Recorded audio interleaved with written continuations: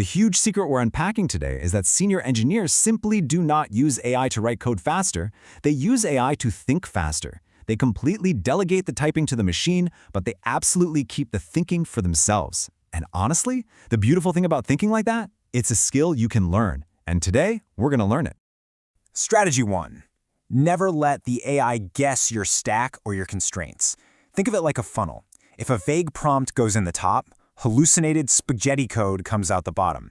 Instead, spend the first 2 minutes acting as a staff engineer giving a total context dump. Feed the AI your exact stack versions, your non-functional requirements, your database schema. Basically, make it an official member of your specific engineering team before it writes a single line of logic. Now, this next philosophy is a massive time saver, and it fundamentally changes the game. Ready? Debugging a spec is 10x faster than debugging edge cases in raw code. Just let that sink in for a second. Which perfectly brings us to strategy 2. Juniors ask for code, but seniors ask for the specification. Before you ever let the AI generate a solid block of final code, you need a blueprint. Picture a 3D wireframe. You have to force the AI to list all potential failure states first, things like rate limiting or expired tokens. You approve that strict spec, and then you generate the code. You have to think like an architect from minute 1. Strategy 3.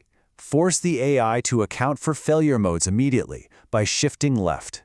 Think of your test suite as this robust safety grid, just catching falling blocks. You absolutely want it to catch malformed JSON or database timeouts long before they ever hit production. So command the AI to write the complete PyTest or Jest suite first. Remember, your code is literally only as good as its tests. And strategy 4, treat the first AI draft as the work of a fast, incredibly sloppy intern who just chugged 3 energy drinks. You have to run a ruthless audit loop. You're basically taking a magnifying glass and hunting for SQL injections, N+1 queries, and memory leaks. Command yourself to forget that you even wrote this. Tell the AI to find 3 things wrong and 1 performance bottleneck. Don't sugarcoat it and never, ever commit without an audit. Strategy 5 tackles legacy systems. When you inherit complex code, don't just lazily ask for a rewrite. Think of that code base like an iceberg. The syntax is just the tip. That's the what. You need the AI to dive way below the surface and uncover the why. We're talking business logic, trade-offs, implicit assumptions. Ask the AI why the original developer made a specific choice. So the crucial point is, it's a cheat code for extracting deep institutional knowledge, not just translating syntax. Strategy 6. Stress test your decisions in a low-stakes environment.